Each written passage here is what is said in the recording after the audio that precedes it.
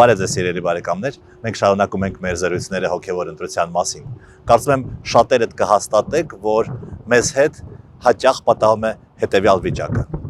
Երեկոյան մենք ինքներս մեզ խոստում ենք տալիս, նույնիսկ երդում ենք տալիս, վաղվանից այլևս այս կամ այն բանը երբեք չանել։ Եվ հաջորդ առավոտ մենք անում ենք ճիշտ այն բանը, որը մենք խոստացել ենք չանել։ Որտեղից է գալիս այդ մեր թուլությունը եւ ինչպես է հաղթահարվում։ Ինչ է դրա մասին ասում Սուրբ Գիրքը։ Հռոմեացիներին ուղված իր թղթի 7-րդ գլխում Պողոս առաքյալը բացականչում է. Ինչ խեղճալի մարդ եմ ես, ով կփրկի իմ մարմինը, որ ինձ մահվան է տանում։ Ինչու է առաքյալը իրեն խղճալի անվանում, որովհետև կա հակասություն, կա կոնֆլիկտ մարմնավոր եւ հոգևոր մարդու միջև։ Եվ այդ բացականչությունը, այդ կարելի ասել տրտունջը, գալիս է նման երկությունից։ Նույն 7-րդ գլխում առաքյալն ասում է. ոչ թե անում եմ բարին, որ կամենում եմ, այլ գործում եմ չարը, որը չեմ կամենում։ Ծանոթ վիճակ է, այդպես չէ։ Այս խոսքերի մեջ մենք ճանաչում ենք ինքներս մեզ։ Ուզում ենք ինչ-որ մի լավ բան անենք, բայց կրքերը, մեղքերը, դիցուք պարզ զուլությունը մեզ խանգարում է։ Եվ հակառակը, կարծես թե խելքով, մտքով հասկանում ենք, որ այսինչ բանը սխալ է, անընդունելի է, բայց անում ենք նույն կրքերին, նույն մեղքերին տրվելով։ Եվ եթե Պողոս առաքյալը, այդ սուրբ մարդը այդպիսի բաներ է ասում իր մասին, ապա ինչ պետք է ասենք մեր մասին մենք ինքներս, որ ամենևին սուրբ մարդիկ չենք։ Դա ինչ որտեղ սփոփում է մեզ, արդարացնում է մեր թուլությունը, բայց կարծում եմ այս հարցում առանձնապես պետք չի ոգևորվել։ Պետք է խաբվել շարադրանքի առաջին դեմքով՝ ես, իմ մարմինը։ Չնայած քրիստոնեական որոշ ուղղություններում, օրինակ բողոքականության մեջ, հենց այդպես էլ պնդում են, որ առաքյալը խոսում է իր մասին, իր կենսագրությունն է պատմում։ Բայց դա կարծում եմ այդպես չէ։ Եվ դրա համար պետք է մի քիչ հետ գնալ այդ նույն 7-րդ գլխի բովանդակության մեջ։ Մասնավորապես առաքյալը այստեղ ասում է. կար ժամանակ, որ ես առանց օրենքի կենդանի էի, բայց երբ պատվիրանը ինձ հասավ, մեղքը կենդանացավ։ Միթե նա խոսում է իր անձնական փորձի մասին, իր կենսագրության մասին։ Դժվար թե, որովհետև Պողոսը ծնված օրվանից ապրել է օրենքով, ինչպես որ դա ընդունված էր իր միջավայրում։ Փիլիպեցիներին ուղված իր նամակում նա իր մասին կենսագրական տվյալներ է տալիս։ Թլպատվել եմ 8-րդ օրը, այսինքն 8 օրական հասակում, Իսրայելի ցեղից եմ, Բենյամինի սերնդից, եբրայեցի եմ, եբրայեցի ծնողներից, ըստ օրենքի փարիսեցի։ Այնուհետև Պողոսն ասում է, որ հալածում էր եկեղեցին, այսինքն Քրիստոսին, բայց օրենքի առաջ ամբասիր էր։ Այլ կերպ ասած,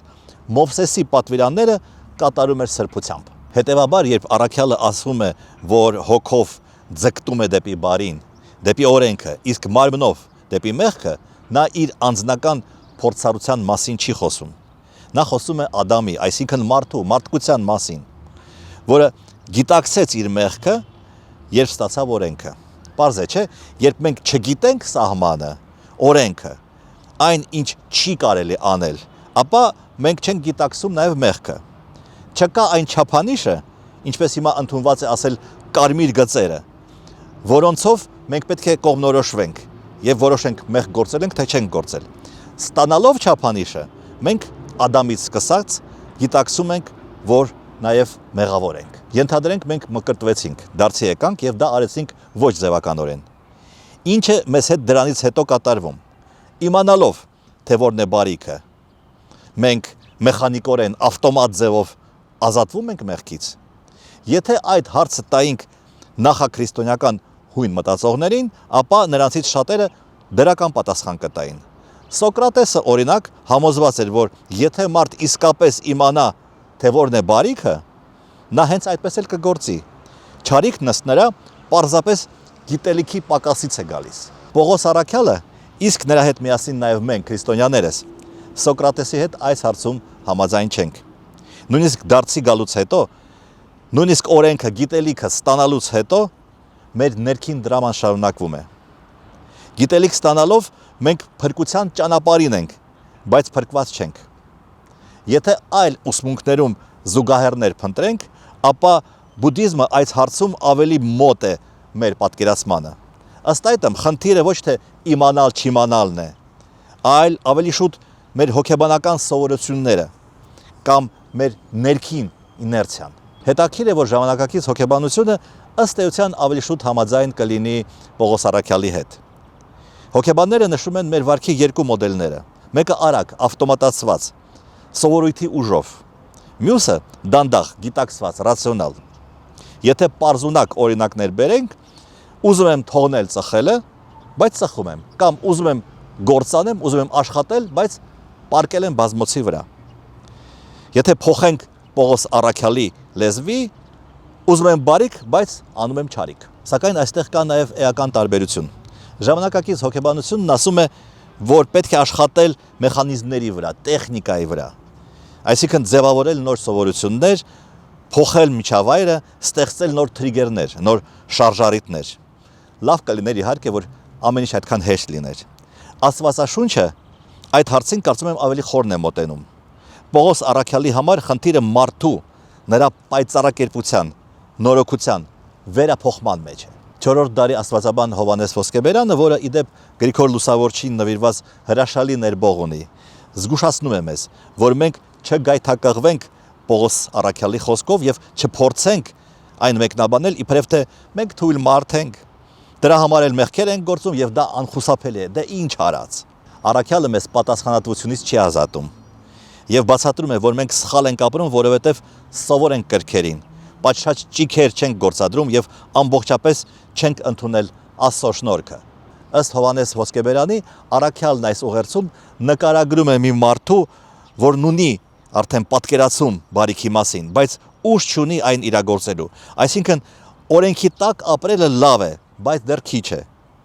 Կամ եթե ավելի պարզ ասենք, ուզելով չի։ Մենք կարանք շատ բան ուզենք, շատ լավ բաներ ուզենք, բայց առանց պայքարի, առանց հոգևոր պրակտիկայի ոչ մի բանի չենք հասնի։ Մենք մեղք ենք գործում ոչ թե այն պատճառով, որ դա անխուսափելի է, այլ որովհետև դեռևս չենք հասել հոգևոր ազատության։ Իսկ ինչպես է հնարավոր այդ ազատությանը հասնել։ Այդ հարցի պատասխանը աստվածաբանը առաջարկում է փնտրել Պողոսի նույն ուղերձի հետագա խոսքում։ Մեղքի մեխանիզմը նկարագրելուց հետո Առաքյալը հաջորդ 8-րդ գլուխը սկսում է հետևյալ բառերով. Եթե այդպես է, ուրեմն ոչ մի դատապարտություն չկա նրանց համար, ովքեր Քրիստոս Հիսուսի մեջ են, որովհետև Քրիստոս Հիսուսով կյանք տվող օրենքը ինձ փրկեց մեղքի եւ մահվան օրենքից։ Դարձյալ ինձ փրկեց նշանակում է փրկեց մարդուն, փրկեց մարդկությունը։ Կարծում եմ ընտրությունը պարզ է։ Երբ մենք փորձում ենք